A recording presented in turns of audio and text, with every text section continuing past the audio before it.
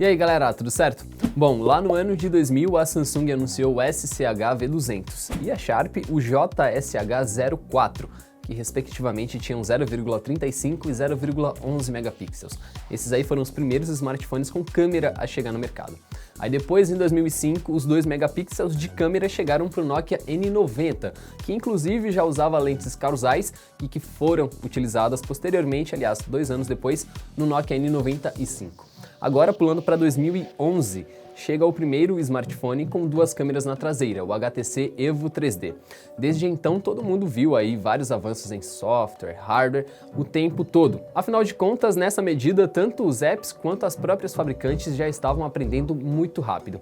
E foi aí que surgiu o Huawei P20 Pro, agora em 2018, com 3 sensores de câmera aqui na traseira. É um conjunto bem interessante de sensores e que nós vamos conferir de perto a partir de agora. Vamos lá.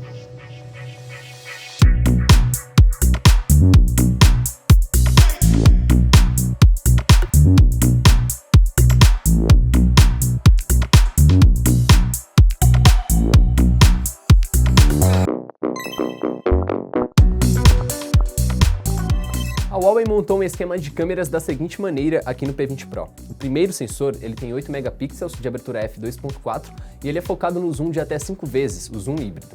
Esse segundo, que é o do meio, ele tem 40 megapixels, é um sensor RGB e de abertura f1.8 na lente. E o último, por fim, é o sensor de 20 megapixels monocromático, preto e branco no caso, com abertura f1.6. Vale lembrar que ele tem estabilização ótica apenas nesse primeiro sensor, o que é totalmente compreensível e faz sentido por causa do zoom, né? Até porque quando você dá o zoom dá aquela tremida. Só que os outros dois aqui de baixo, eles trazem por fim estabilização eletrônica. E é claro, tem um quarto sensor, que é o que fica aqui na parte da frente, que tem 24 megapixels de abertura f2.0. Como a Huawei une os sensores para fazer as fotos, os resultados naturalmente ficam bons. No modo de zoom, que é ótico até 3 vezes, você ainda conta com nitidez e alto nível de detalhamento, o que é bem show até mesmo para fazer fotos macro. O outro lado bom também de ter um sensor com mais megapixels é que você pode cortar partes de uma imagem para compor uma nova. Neste caso, o uso dos 3 sensores se faz bastante válido para quem curte mesmo fazer fotos. Claro, lembrando que ele ainda tem um sensor preto e branco. O legal é que o pós-processamento acaba não ferrando com as imagens, que acaba fazendo tudo de um jeito bem rápido. Ele também tende a ter resultados mais bonitos em baixa luminosidade, graças à combinação entre as câmeras. Mas o que a Huawei realmente quer passar para você é o uso da inteligência artificial. O Master AI, como é chamado, reconhece as imagens, cenários e tudo mais, antecedendo todos os ajustes. Você só precisa apontar para um documento, por exemplo, que a câmera já troca para o modo de scanner. O mesmo acontece com o céu azul, com flores e com outros objetos. O foco dele também tem muita velocidade, mas vamos concordar que nem sempre esse modo daqui é o ideal. Isso porque ele tende a saturar demais as cores, normalmente resultando em cenários mais artificiais. Outras vezes ele alterna para o modo retrato simplesmente do nada, só porque passou alguém ali na frente, mas isso porque o ajuste está ligado. O mais útil para quem curte fazer fotos mais específicas é usar o modo Pro, que permite fazer ajustes precisos e também fotografias em RAW. Nessa área daqui, com todos os modos da câmera, você pode ativar o reconhecimento e o scanner 3D, o HDR, trocar para a lente monocromática ou mesmo utilizar o modo Super Slow Motion, que grava vídeos em 960 fps na resolução 720p. Esse recurso funciona como o da Sony ou o da Samsung, ou seja, é bem difícil de controlar. Na câmera frontal, os resultados são bons para quem não curte usar os modos de embelezamento, e ele ainda conta com o modo de desfoque. De fato, os 24 megapixels mandam bem para fotos mais bacanas. Naturalmente, o P20 Pro chega como um fortíssimo concorrente para o segmento premium de smartphones, tanto que sites especializados em câmeras já o colocaram em primeiro. Diferente do Pixel 2, que usa o software para fazer esses ajustes, o celular da Huawei se apropria do hardware para criar esses resultados. Há tempos que aquele conceito de celulares com visual mais minimalista vem ganhando espaço. O Huawei P20 Pro também faz isso, mas é um smartphone realmente bonito e confortável. São 180 gramas, e quem vê o vidro só precisa se preocupar com as marcas de dedo, porque o aparelho em si não escorrega com tanta facilidade. Por causa desse peso, segurar ele passa uma certa sensação de firmeza. Ele também tem alumínio nas laterais e botões no lado direito, com o de energia tendo esse risquinho vermelho para diferenciar dos outros. O aparelho ainda tem um sensor infravermelho no topo, que é muito massa, e todas as câmeras ficam saltadas, então fica aí a recomendação de utilizar uma capinha que vem na caixa dele. A cor Midnight Blue é incrivelmente bonita e psicodélica, porque fica alternando entre os tons, mas é óbvio, todo mundo já deve ter reparado nesse detalhe, ele tem um notch no topo da tela. Não satisfeito, ele não traz o slot para cartão microSD e tem uma borda inferior com leitor biométrico, além de tirar a entrada para fones de ouvido. Desta forma, o visual dele realmente parece ficar um pouquinho sem sentido, mas pelo lado prático ele é muito funcional. O leitor biométrico na frente ainda é uma solução muito boa, e este é um celular grande, logo utilizar os gestos para navegação por ele é algo bem promissor.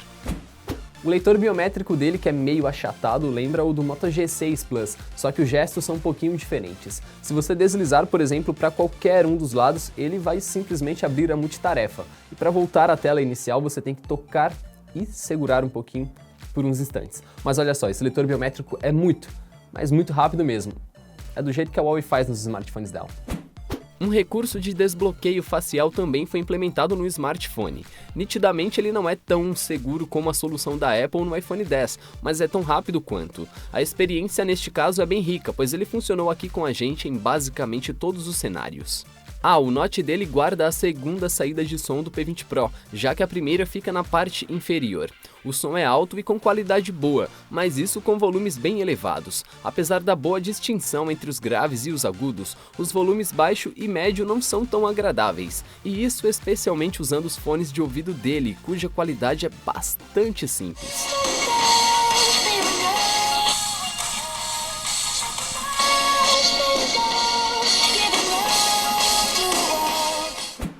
Mas deixando de lado esse rolê aí dos fones de ouvido, vamos lá, tá? São 6.1 polegadas de tela com um painel Super AMOLED. A Huawei traz a resolução Full HD+, com um estranho aspecto de 18.7:9.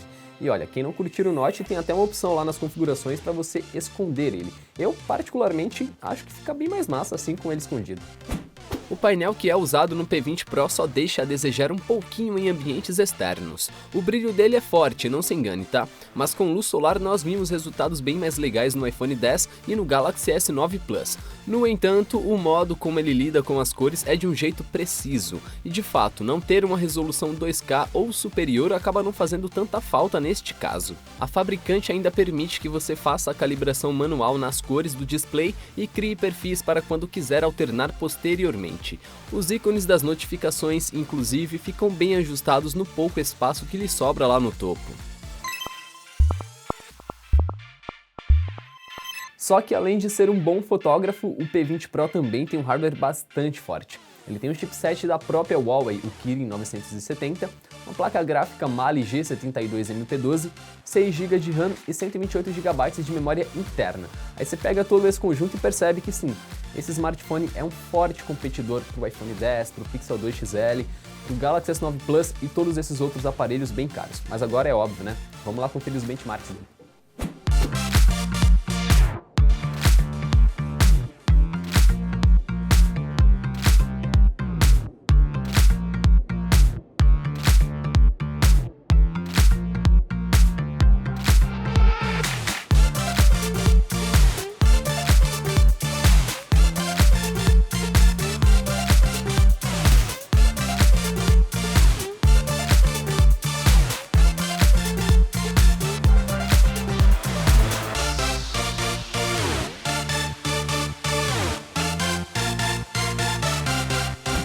Se você espera navegar na interface com muita fluidez, alternar entre os aplicativos pesados sem ver sinais de travamento e tudo mais, aqui está mais um bom celular que cumpre esta tarefa. O P20 Pro vai sim rodar aquele jogo pesado com todos os gráficos no máximo. Ele também vai rodar 2 apps ao mesmo tempo, fácil.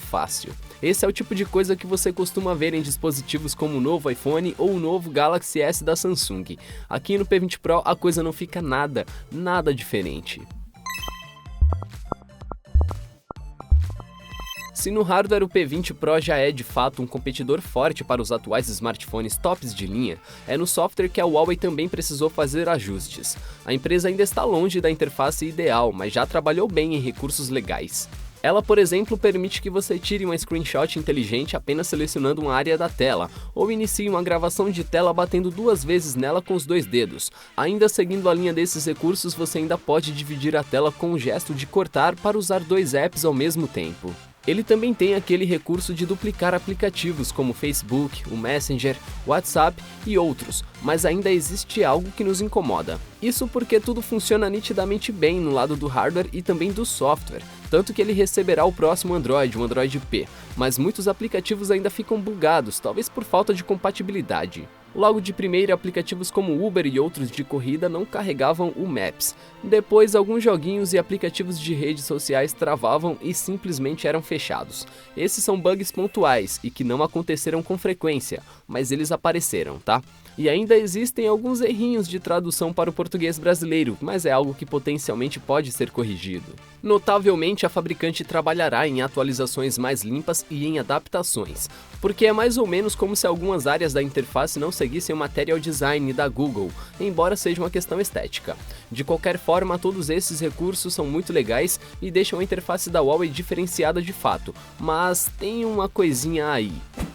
Alguns aplicativos de utilidade realmente duvidosa já estão instalados dentro dele logo de cara. O exemplo mais prático que a gente pode dar para vocês é que, olha só, a traseira desse smartphone é nitidamente um espelho, mas existe um aplicativo chamado espelho, tipo, pra quê? A menos que você não queira abrir realmente o aplicativo de câmera que faz basicamente o que o aplicativo de espelho faz, eu realmente recomendo você virar o celular e não gastar bateria, porque, enfim, é um espelho, né?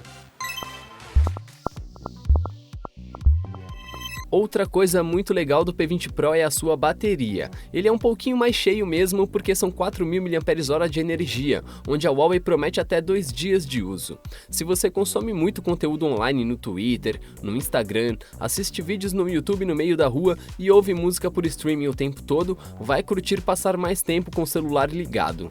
E olha, é possível sim atingir esse segundo dia de uso, só que de modo bem moderado. Aqui com a gente utilizando o celular o tempo todo, nós vimos uma média de 1 dia e meio. Considerando outras situações, a autonomia é boa também para trabalhar ou assistir vídeos no YouTube.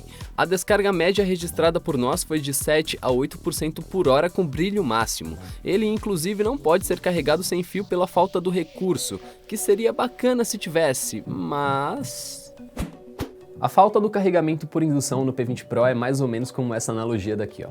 Se você gosta muito de uva passa, mas aí você chega na casa de um parente para almoçar e não tem uva passa no arroz, você vai comer o arroz do mesmo jeito, porque você prefere o arroz do que a uva passa, né? E bem, como o recurso ainda não tem a mesma velocidade do carregamento rápido por cabo, ele acaba não fazendo tanta falta assim. Quer ver só? Com mais ou menos 1h20, 1h30 minutos plugado com ele na tomada, os 100% voltam a ficar cheios, e nos primeiros 30 minutos ele tem um pouquinho mais de 40% de carga. Quer uma dica para melhorar a autonomia do P20 Pro? É só ativar o modo escuro que tem nas configurações dele, deixar a opção de resolução inteligente ligada o tempo todo e até mesmo programar o celular para desligar e ligar automaticamente. Definitivamente estamos aqui, de frente para um dos celulares mais potentes e elegantes dos últimos anos. O design dele é confortável de ser segurado, o display é grande e com qualidade boa e, é claro, a bateria é um dos pontos que claramente não vai deixá-lo na mão. Todo esse conjunto de câmeras muito boas, de um software mais polido e de todos os refinamentos e novos recursos resultam em um aparelho que pode sim brigar com os iPhones e Galaxy da vida. A Huawei já vem ganhando espaço no mercado e nós ficamos na expectativa da fabricante voltar aqui para o nosso Brasil com o P20 Pro. Isso daí porque o P20 Pro é mais um produto que não é vendido oficialmente no Brasil, tanto que ele chegou nas nossas mãos pela plataforma Grabber. Com o Grabber você pode pedir qualquer item de qualquer lugar do mundo, e quem estiver viajando no período pode trazer para você dentro dos seus prazos. O legal de tudo isso é que dá para você comprar vários produtos com preço bem mais baixo no Brasil, ou como com o nosso P20, colocar as mãos em um produto que não existe por aqui sem precisar sair do país, ou ter que pedir para um amigo prestes a viajar, ou ainda ter medo das taxas alfandegárias. Bom, até aqui acho que todo mundo já percebeu que o P20 Pro é um dos melhores smartphones de 2018, certo? Ainda existirão várias brigas sobre qual é o melhor smartphone para fotografia e tudo mais, ou se um smartphone realmente pode suprir o desempenho de uma DSLR. Bem, a resposta é não. mas os recursos desse aparelho aqui são bem úteis. Por $900 ou algo bem perto dos R$3.300, esse smartphone aqui da Huawei nitidamente se comporta como um grande competidor perto dos smartphones da Apple, da Samsung, da Google e de muitas outras fabricantes. Mas e vocês? Curtiram o P20 Pro? Não curtiram? Comentem aqui embaixo o que vocês gostaram ou não gostaram desse aparelho, o que vocês acham da câmera dele e, é claro, se esse pode ser o seu próximo smartphone para fotografias, queridos. Se inscrevam aqui embaixo no canal, nos acompanhem nas redes sociais e até a próxima. Falou, tchau, tchau.